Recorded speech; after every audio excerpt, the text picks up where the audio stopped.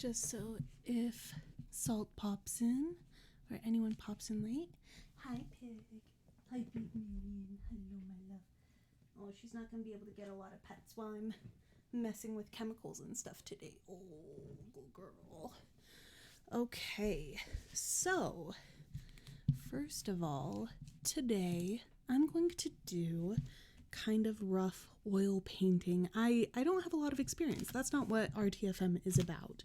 RTFM is about doing things you don't know how to do, no matter what your experience level is, but figuring out what the safe way to do it is.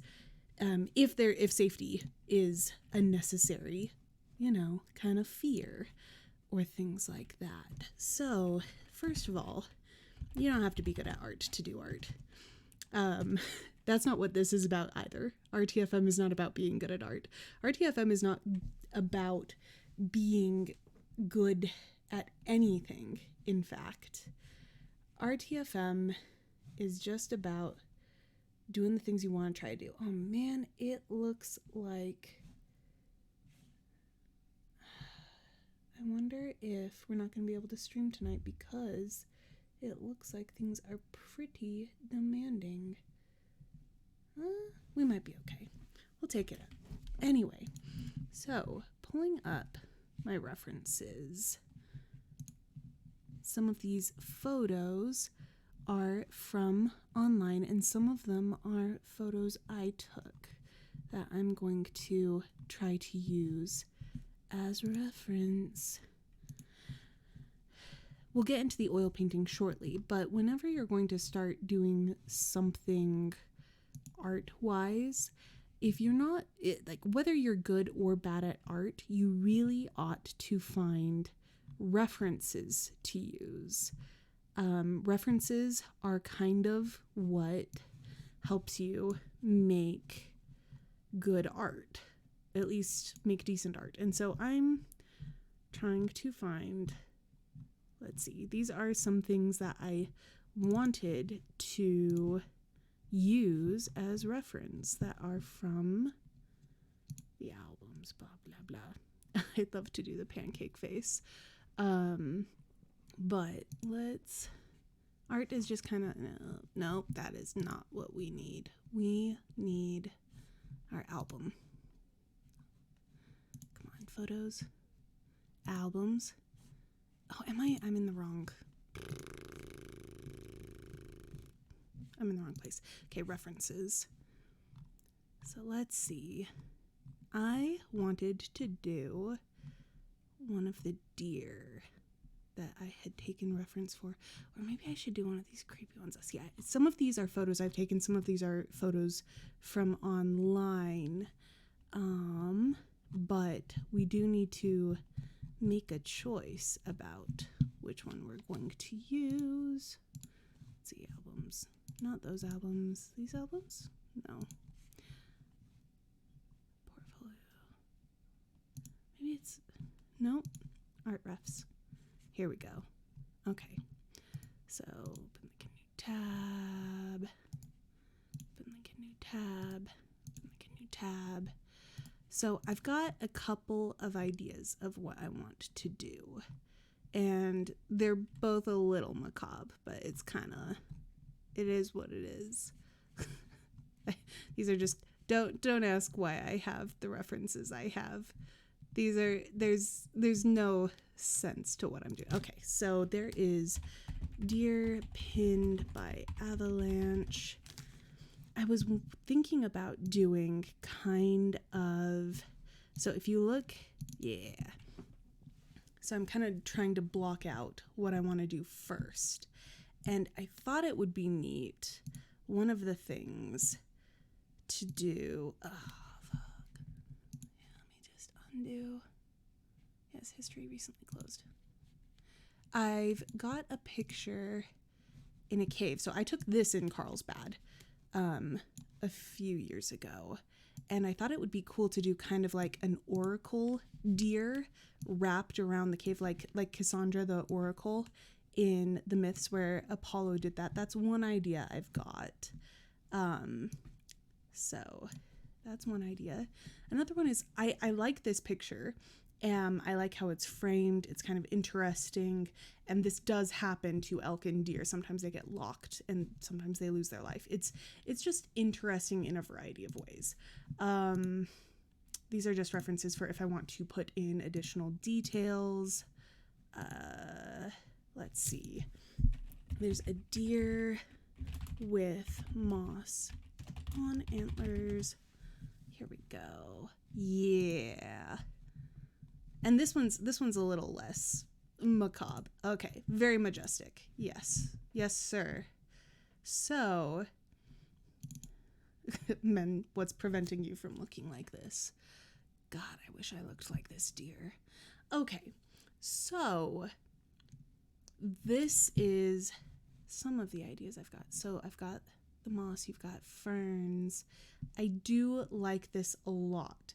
I also, again, I'm not a super good artist or anything like that, but references are a good artist's lifeline and a bad artist's kind of saving grace. Like, you can, even if you do something bad, you will get better, and you should always use references and you will get better. Oh, I've got to readjust the Pygmalion cam. Ha, there we go. Okay, so I'm gonna move my drink a little bit over here. Now, the other part of this project, so RTFM, read the fucking manual, we should bring up, again, I am a very novice painter, so oil painting basics. This is, if I want to try something I don't know how to do, freaking go to Google. Now, I can straight up tell you that there are some different basic things that you need for oil painting. Obviously, brushes are helpful. You've got paints, but it's not just paints like this that you need. You need additional mediums to help kind of mix into your oil paints. Now, you can use straight up oil paint. Think of freaking Vincent van Gogh, who's essentially using straight up paints.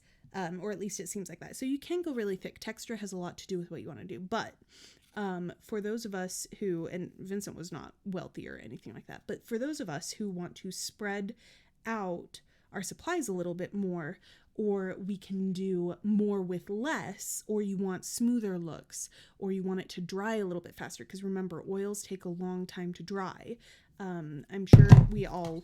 Oh, sorry about that. We know Bob Ross pretty darn well. And he was really famous for what he did, not just because he was good at doing it, but for oil painting. A lot of people do layers and then you let it dry and then you come back. He was doing wet painting, which is something I'm not good at, but I'm not good at painting in general. So we're just going to do it. We're just going to do things. So I'm going to borrow Pig's camera just for a second. Now, I've definitely gathered supplies over the years. Again, I don't do things well or super frequently, but I try. So I've got I've got some cheap paints like these that have come in from sets, and there's nothing wrong with cheap. I'm not a good artist. I need practice. There's nothing wrong with using what you've got. These are slightly better quality, but I'll be honest, I don't know a ton about is Utrecht better than Academy? I don't know. I'm not an expert. I could look up these things. You can research these things. But for read the fucking manual, we're just interested in doing. So we have a bunch of paints. We have a bunch of other things. So other things that you may not realize that you might need, aside from something like turpentine or mineral spirits, that's to mix with the oil paint. Or I've got odorless paint thinner specifically. I can open up my windows and things like that for good airflow in here. Sometimes it's a good idea to paint outside if you don't have good airflow. That's something important. Some of this stuff is really going to stink and it can be dangerous. You need a good place to let certain chemicals air out. Always be safe. It's like you see a bunch of people on YouTube doing resin stuff without really researching it. Resin is dangerous to do, even a little bit. Even little pores without significant airflow, you are in danger.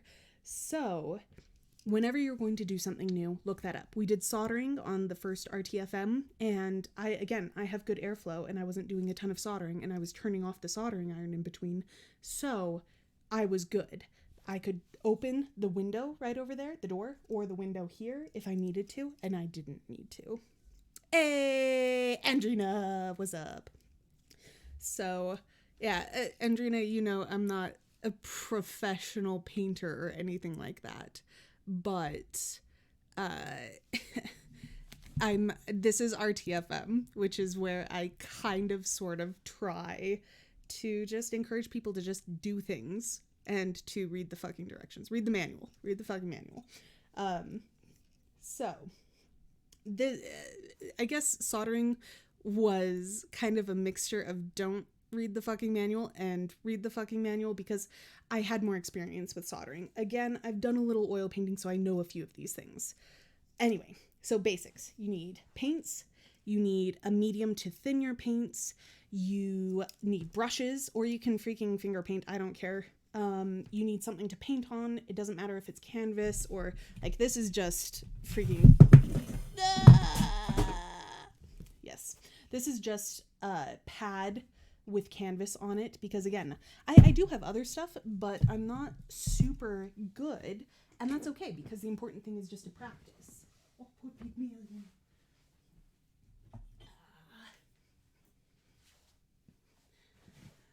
Oh, here we go. Now, I also have some scrap rags and things like that. Oh, chaos. These are because I like wiping off my brushes while using them. I can dip them in my paint thinners and wipe them off and clean them really easily. I'm not like Bob Ross. I don't have a bajillion jars full of these spirits and things like that to do the fun thing where he freaking just I don't have that. And that's okay, because we don't need that to clean our paintbrushes. Now, what I want to do before I kind of start marking this out, I think, so the two choices that I really narrowed this down to is like Deer Oracle, because I love the position of this, but wrapped around this in Carlsbad Cavern, or I can do our majestic deer, yes, brush ASMR. We'll do a lot of that just for fun before we start getting stuff wet. Now, you can just get and thin, really, really thin oil paint, and you can sketch kind of things out. I highly suggest before you start painting to literally sketch out what you're doing on something else. If you don't have a lot of supplies, you're going to save a lot of money by actually straight up sketching things out ahead of time and doing studies, doing light studies, doing color studies. Now, this is kind of what I like to do. And you can use white, you can use black. I've got this because these are cheap ass crayons, lumber crayons, and I've got a few pictures. This helps me simplify kind of what contrast I want to go for and narrow some things down. And I've got some additional crayons to help me narrow things out. I've got white to hit up my highlights really well. I think for our deer, now I think I will do our majestic deer, because this is going to be in my room for a long while. I like this. For framing purposes, there's a lot of focal points you can pick here. Now, I could pick to do something. Oh yeah, and what is preventing you from looking like this? Take this to heart. Take this to heart. We should all look like ancient eldritch deer gods draped in ferns and moss, contemplatively strolling out of our forests. And you know what? I think what I'm going to do for this is I'm going to add a skull here, a human skull or something like that, just nestled in the crook with all of the other things. So Okay, I think sorry, Pygmalion. She is trying to sleep, and I'm being distracting. So, very rude of me. Let's start with, I'm going to use the red just to kind of, let's see. If I want really rough, like seriously rough, again, not a good artist here. So we've got our deer. Use shapes. Don't be like me. So we've got kind of this jut in his neck and coming up like this. Got his muzzle. Yeah. And again, this is supposed to be very rough. But to figure out my focal points, I want this to be rough. If I'm doing this the approximate same way as my canvas,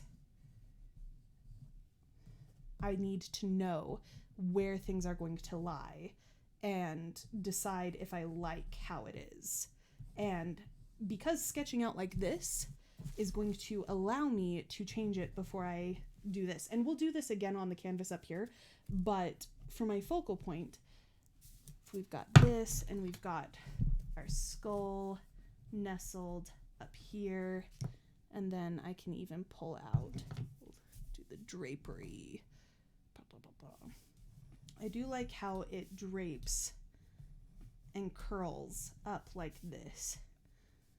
Very, very sexy deer. Very, very powerful deer. I don't know. And then the rest is just kind of pouring down his back. And we get a lot of tendrils coming up like this. So I've definitely drawn this a little too far up. But the nice thing about this is I can kind of be like, okay, so if I want this open space here, do I want to cut off the portrait here? I don't. I want to have the grasses and things like that. I've definitely gone a little too far up. I don't love where this focal point is. So, 1 second. Let's draw him a little smaller. I'm going to go backside. Here we go. Let's get one of these guys. I love these too. This is, again, they call this, oh, this feels so racist. Is this racist? They call it a China marker.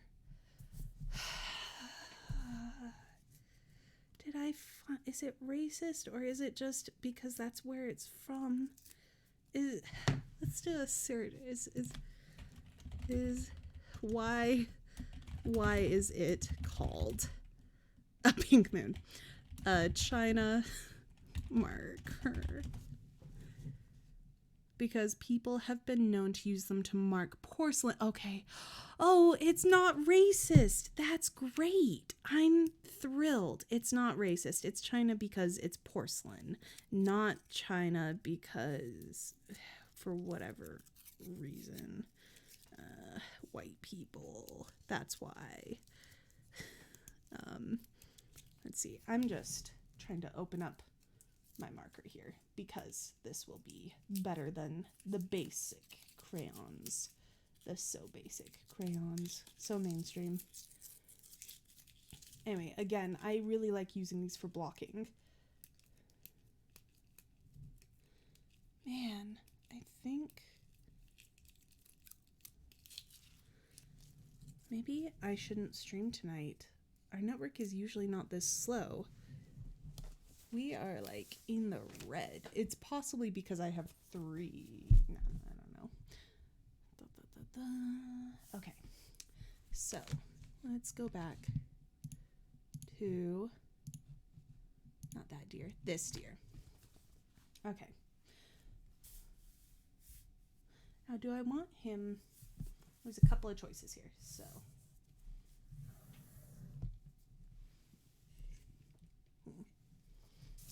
I've got a few choices on where I want him. If I want him placed over here on the picture,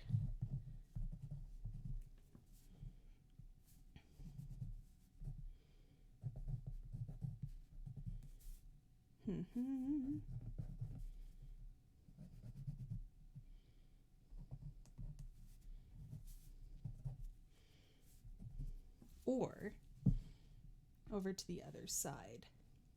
Now, here's the thing. If we do this as the focal point, that doesn't feel as natural, but it can be a good thing to have kind of that unnatural feel. A lot of people want to frame something by, if you bring him over here to this edge, not only do we get so there's kind of a 2/3 things that you can do in paintings. If you break your painting into thirds like this, each of these 4 spots are good places to make your focal point. So we can either put him over here with the skull as the focal point here, like I'm doing here. That's where I would do the skull. Or I can put our deer friend over here and make his antlers, the crown of it, a little bit more of our focal point. And that's kind of just what I have to decide. And that's what blocking this out roughly helps me decide. If we do this,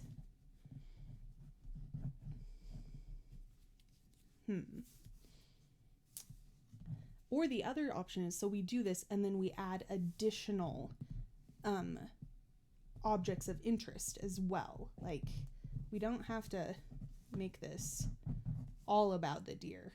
It can just be mostly about the deer. But let's see, like this. We could cut him off on the painting so that we can get in a little bit closer there, and that might be a good option as well. So these are just kind of some random things I've picked up in art, and again, I'm not a good artist, but we should at least try to follow some different premises. I'm afraid this probably does look better to me, but it'd be fun to add something up here. Now, so we do this. Now, for my contrast effects that I like to do on things like this, I like to make note of kind of the shading that's important. And so using the white can help me kind of do that. We've got some light on his back.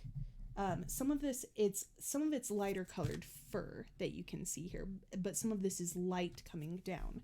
And so it's like we want the tendrils of the ferns here almost to glow. If we've got a skull nestled in the antlers here, we're going to want to have kind of a shine. Here we've almost got our light source coming in like this from the back. A little bit. Well, we've got multiple. See, he's got some coming in over here, so we've got a little bit of reflective. And his muzzle is just kind of white. And his, let's see. I would say he's at least a little backlit because we've got this, but that's where his neck is. So we've got some light just cascading in here.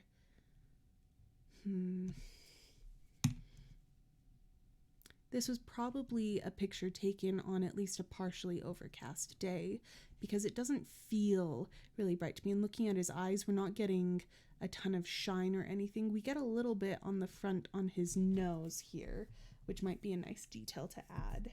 So, looking at that, this is where we can start coming in. What I'm going to do, I'm going to do this. I'm going to put this up here just so I can keep an eye on it. And always pull up other references that you need as well. So, human skull. We need a human skull reference.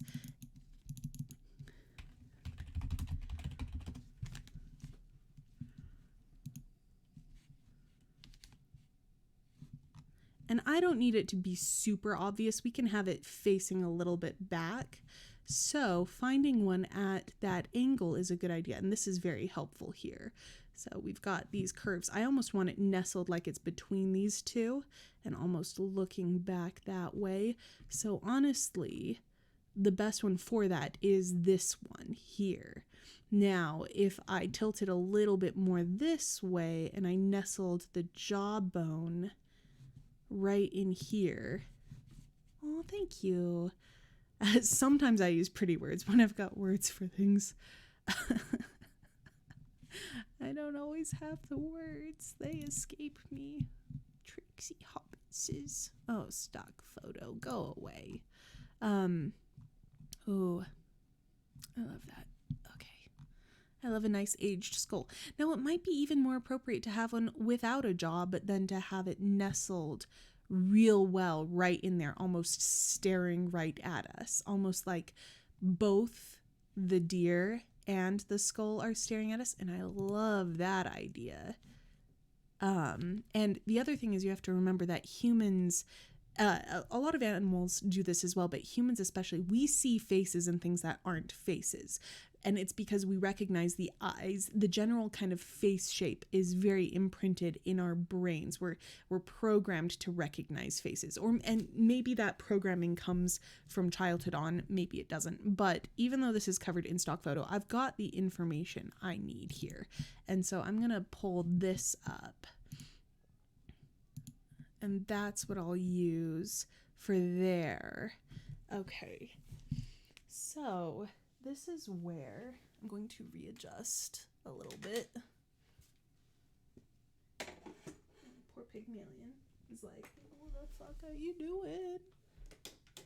I'm just a dog. I'm just a dog who needs to sleep. She's so sad. She's not sad. She's very happy. She had an hour-long walk. Oh, one other necessary thing that I didn't mention that is all over here are drop cloths. These are old sheets. One of these Pygmalion actually ripped up. This will protect things, and I highly recommend. Yes, I do. Okay, so we've got these. I'll shift this over just a little bit. Now, I want to try to get the shine of the computer off of this. I'll do my best.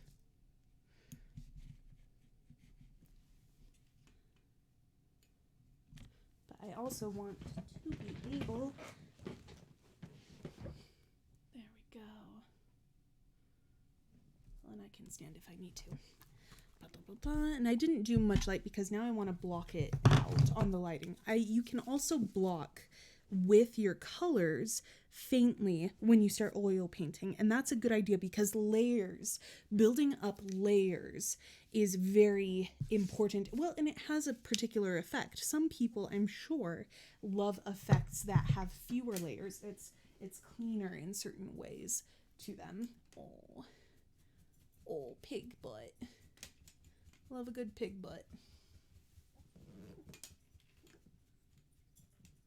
we go.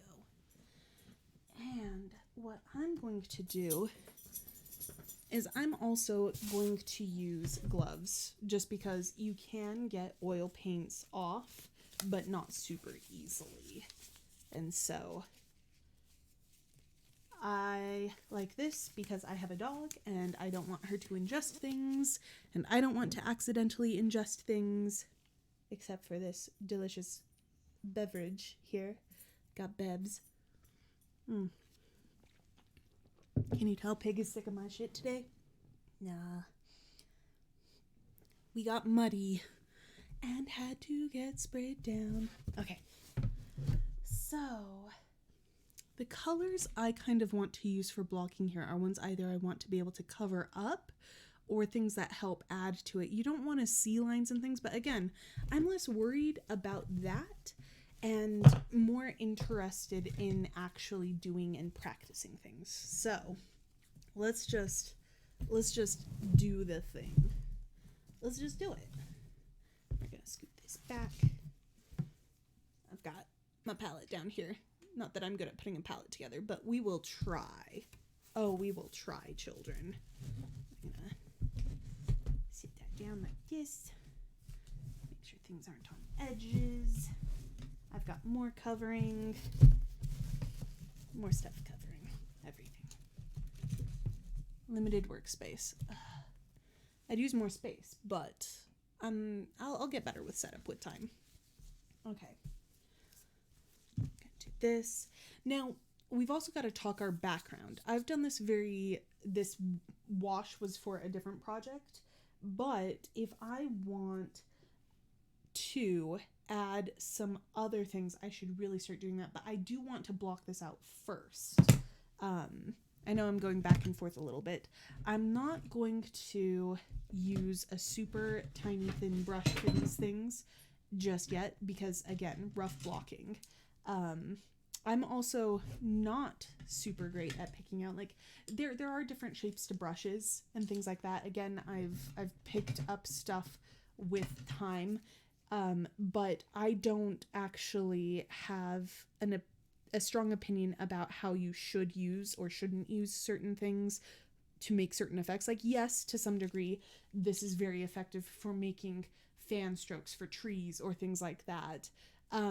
But use a tool however you want to use it. If it gets the job done, it was the right tool for the job. Obviously, I'm oversimplifying just a tad, but do forgive me for doing so. We've got... See, I've separated out some of my bottles. I need to find which one is my mineral spirits and which one is the odorless paint thinner, because I didn't label them earlier. Okay, I think this is my mineral spirits.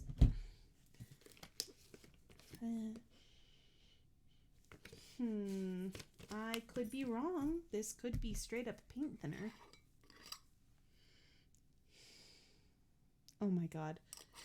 I don't know if I can tell the difference. I know I'm just... Man, what an example I am, just huffing chemicals. Okay. Okay.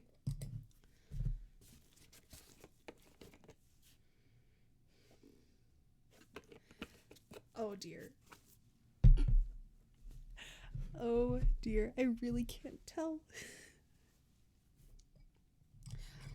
All I can tell is this doesn't really smell like either of them, but they're all odorless spirits or thinners. That doesn't mean that there aren't fumes, for the record. That's why it's important to have an environment that's well... Okay, terpenoid. There's none left in here, so we can't smell the terpenoid. Oh, good. Okay. I'm trying to find my odorless paint thinner. I'll try a different one. Okay, that is the odorless paint thinner. Yay, we found it. Hi, Pygmalion. Oh dear. Oh dear, did we came very close. We came very close. We came very close. Yes, we did. Because we're very curious. She's very concerned. No. Okay. So I've got my paint thinner, which is great. Now I'm going to block out with a green. That's what I'm going to do. That's probably a bad choice. No, it's a good choice. It'll stand out on the canvas. It's a bad choice. You know what? Read the fucking manual. It says we should look up instructions. That's what our instructions are. Read the manual. So, oil painting, how to block out a painting. Oh yes, so many people work from the furthest point. Yes, because you're going to layer things on top and then they pull things in. What I'm trying to do is I'm trying to decide the layout. If you're painting from real life, you definitely should do this. Blocking technique. Now this one, they say cover the canvas so none of the white shows through. I've done that for